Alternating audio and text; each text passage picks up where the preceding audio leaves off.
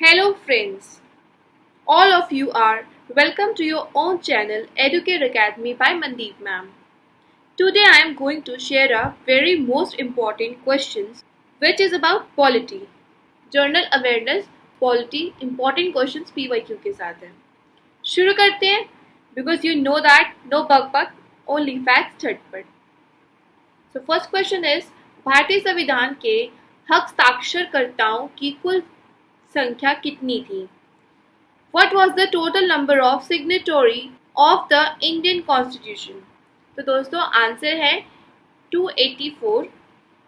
284 लोगों ने साइन किया था इंडियन कॉन्स्टिट्यूशन पर और संविधान को 26 नवंबर 1949 को अंगीकृत किया था, अधिनियमित किया था, यानी अडॉप्ट किया था और इनएक्टेड किया था और 26 जनवरी 1950 को प्रभावी हुआ था ये. और डॉक्टर राजेंद्र प्रसाद संविधान सभा के स्थायी अध्यक्ष भी थे और जबकि जो BN राव थे वो संविधान सभा के संवैधानिक सलाहकार थे, याद रखिएगा. आगे बढ़ते हैं. Question number 2. भारतीय संविधान का पहला सत्र डैश को आयोजित किया गया था. तो कब आयोजित किया गया था भारतीय संविधान का पहला सत्र? तो आंसर है दोस्तों 9 दिसंबर 1946 को पहला सत्र रखा गया था और ये नई दिल्ली के कॉन्स्टिट्यूशन हॉल में यानी संसद भवन के केंद्रीय कक्ष में आयोजित किया गया था इसे. Question number 3. संविधान के सिद्धांतों को निर्धारित करने वाला उद्देश्य संकल्प जवाहरलाल नेहरू द्वारा किया गया था. तो दोस्तों आंसर है 13 दिसंबर 1946. संविधान सभा की जो कार्रवाई थी 13 दिसंबर 1946 को जवाहरलाल नेहरू द्वारा पेश किए गए उद्देश्य प्रस्ताव के साथ प्रारंभ हुई थी, याद रखिएगा.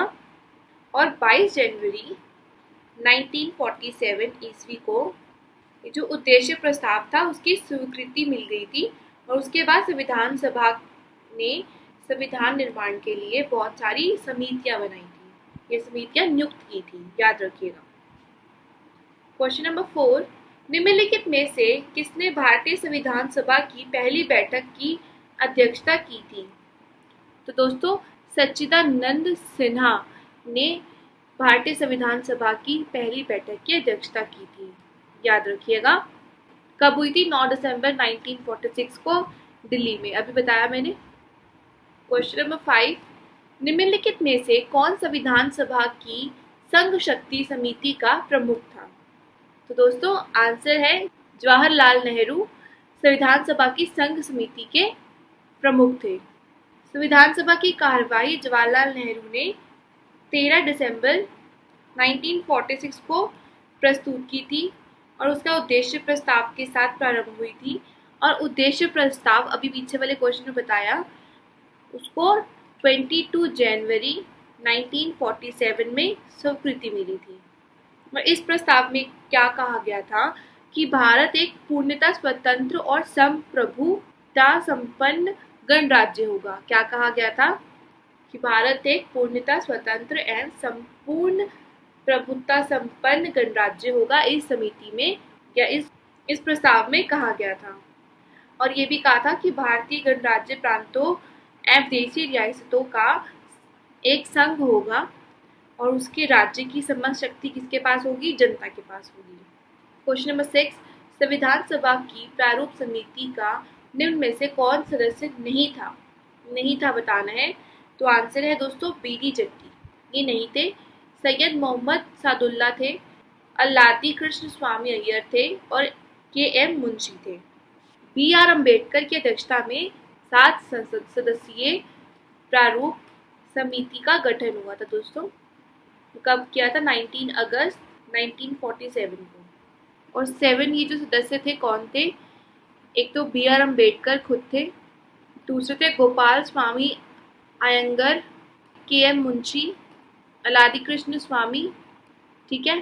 फिर थे सैयद मोहम्मद सदुल्ला ये और ये N माधव राय और 7 VT कृष्णमाचारी. ये 7 लोग क्या थे? सदस्य प्रारूप समिति के सदस्य थे, याद रखिएगा. Question number 7. भारत के संविधान की प्रस्तावना का संशोधन कितनी बार किया गया है? तो भारत के संविधान की प्रस्तावना का संशोधन दोस्तों एक बार किया गया है, प्रियम्बल का अमेंडमेंट, जो कि है 42वें संविधान संशोधन द्वारा। इस संशोधन के द्वारा प्रस्तावना में समाजवादी, पंथ निरपेक्ष, अखंडता, ये 3 नए शब्दों को जोड़ा गया था। सोशलिस्ट, सर्कुलर और इंटीग्रिटी, ये 3 जो वर्ड्स थे जोड़े गए थे प्रियम्बल में। क्वेश्चन नंबर 8, भारतीय संविधान की प्रस्तावना के बारे में निम्नलिखित में से कौन सा कथन सत्य नहीं है? नहीं है बताना है। संविधान 42वीं संशोधन अधिनियम 1976 के द्वारा प्रस्तावना में निम्नलिखित को जोड़ा गया। समाजवादी, धर्मनिरपेक्ष और अखंडता, अभी बताया, बिल्कुल सही है ये। संविधान की प्रस्तावना संविधान के उद्देश्य को निर्धारित करती है जो संविधान के आधारभूत ढांचे का निर्माण करते हैं, ये भी ठीक है। संविधान के अनुच्छेद 368 के प्रावधानों के अंतर्गत प्रस्तावना में संशोधन किया जा सकता है, ये भी ठीक है। प्रस्तावना घोषित करती है कि संविधान के अंगीकरण की तिथि 26 जनवरी 1950 है, ये सही नहीं है। जो अंगीकरण का जो तिथि थी वो अभी मैंने आपको बताई थी, वो 26 नवंबर 1949 थी, 50 नहीं थी, 1949 थी। क्वेश्चन नंबर 9, संविधान की ड्राफ्टिंग समिति के आगे प्रस्तावना किसने प्रस्तावित की थी? ड्राफ्टिंग समिति के आगे, तो दोस्तों आंसर है इसका option number A, Jawaharlal Nehru. Question number 10, संविधान सभा के संवैधानिक सलाहकार के रूप में किसने कार्य किया था? अभी बताया था मैंने, आंसर आप बताएंगे या मैं बताऊं? चलो मैं बता देती हूँ, BN राव। ये क्या थे? संवैधानिक सलाहकार थे। और प्रारूप समिति के अध्यक्ष कौन थे? वो थे doctor Bhimrao Ambedkar. Question number 11, निम्नलिखित में से कौन संविधान सभा के मसौदा समिति के अध्यक्ष थे? अब मसौदा समिति का बताना है, तो आंसर है दोस्तों BR अम्बेडकर। मसौदा यानी प्रारूप समिति।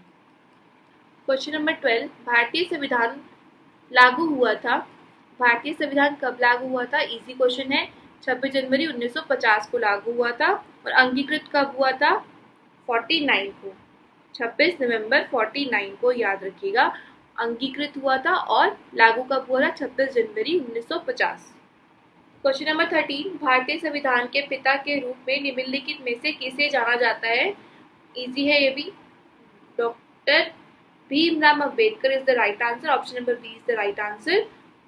आप लोगों को लग रहा होगा कि बहुत इजी क्वेश्चंस है, पर ये PYQ में आ चुके हैं, इसीलिए आपको कराए जा रहे हैं। और कभी कभी ऐसा होता है कि हम सोचते हैं कि बहुत इजी क्वेश्चंस है, क्या करने, लेकिन वही क्वेश्चंस आ जाते हैं, फिर हम लोग उसमें कंफ्यूज हो जाते हैं। तो इसलिए किसी भी क्वेश्चन को हल्के में ना लें। क्वेश्चन नंबर 14, सॉरी ये रिपीट हो गया। भारतीय संविधान कब लागू हुआ था? 1950, 26 जनवरी 1950। ओके, तो बताइए क्वेश्चन नंबर 15 का आंसर बताइए फटाफट से कमेंट में। भारत का पहला गृह मंत्री कौन था? तो वो थे वल्लभ भाई पटेल। सरदार वल्लभ भाई पटेल पहले गृह मंत्री थे और इनका कार्यकाल कब से कब तक का था? 2 सितंबर 1946 से 15 दिसंबर 1950 तक रहा। और इनके ही नेतृत्व में सारी जो भी देसी रियासतें थी उनका विलय भारत में हुआ था, याद रखिएगा। आगे बढ़ते हैं। क्वेश्चन नंबर 16, भारत के संविधान का प्रारूप तैयार करते समय किस देश के संविधान का प्रभाव नहीं पड़ा? ऑप्शन नंबर सी, इजराइल का नहीं पड़ा, फ्रांस से लिया गया है, संयुक्त राज्य अमेरिका से लिया गया है, यूनाइटेड किंगडम से भी लिया गया है। फ्रांस से लिया गया है गणतंत्रात्मक और प्रस्तावना में स्वतंत्रता।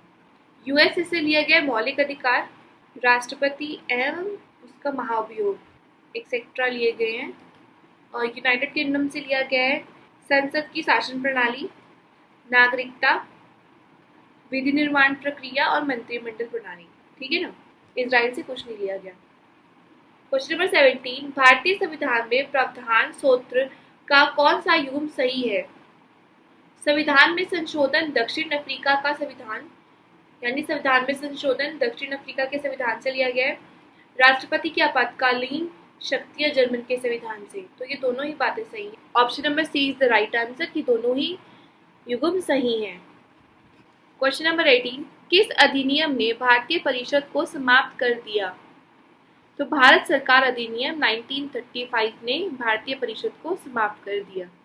ये 1930 और 30 से 32 तक जो 3 गोलमेज सम्मेलन हुए थे, उनमें संवैधानिक सुधारों से रिलेटेड स्तुतियों के फलस्वरूप इस अधिनियम को बनाया गया था। और इसकी विशेषताएं क्या है बताती हूँ। केंद्र में द्वैत शासन की स्थापना, यानी dual rule at the centre establish करना उसको। भारत में सर्वप्रथम संघीय शासन प्रणाली की नींव रखना, यानी कि let the foundation of the federal government system for the first time in India. और संघ सूची, प्रांत सूची, समावर्ती सूची में विषय शामिल किए गए, जिसमें अविशिष्ट शक्तियां गवर्नर जनरल में निहित थी। फेडरल कोर्ट्स स्टैब्लिश किए गए, यानी संघीय न्यायालय इन 1937 में। और भारत के जो परिषद था उसको, भारत परिषद को समाप्त कर विवादों के निपटारे के लिए क्या किया गया, संघीय न्यायालय की स्थापना की। ठीक है दोस्तों, आगे बढ़ते हैं। क्वेश्चन नंबर 19, किस भारतीय कलाकार ने संविधान की हस्तलिखित कॉपी को अलंकृत किया था?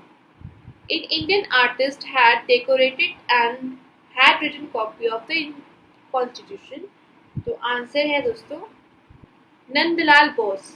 नंदलाल बोस ने हस्तलिखित कॉपी को अलंकृत किया था। क्वेश्चन 20, स्वतंत्रता के पश्चात भारत के प्रथम गृह मंत्री कौन थे? स्वतंत्रता के पश्चात का बताना है तो कौन थे? सरदार वल्लभ भाई पटेल।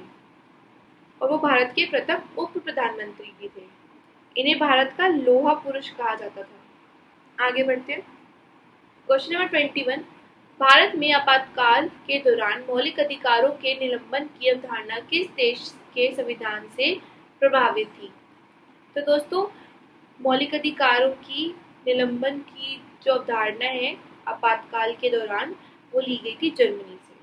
भारत ने जर्मनी के वीमर संविधान से आपातकाल, यानी कि अनुच्छेद 352 से 360 के आपातकाल के दौरान मूल अधिकारों के निलंबन का प्रावधान लिया था।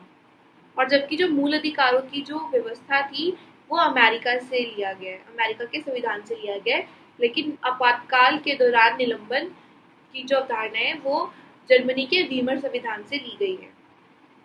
क्वेश्चन नंबर 22, भारतीय संविधान है तो भारतीय संविधान क्या है? आंशिक रूप से कठोर भी है और आंशिक रूप से परिवर्तनशील भी है। Option number C is the right answer. इसी कारण से जो बी.आर. अम्बेडकर है उन्होंने कहा था कि जो भारतीय संविधान है अधिक कठोर व अधिक लचीले के मध्य एक अच्छा संतुलन स्थापित करता है। So thank you for watching. जल्दी मिलेंगे नेक्स्ट वीडियो के साथ, तब तक बने रहें। Like and subscribe Educate Academy by Mandeep. Thank you.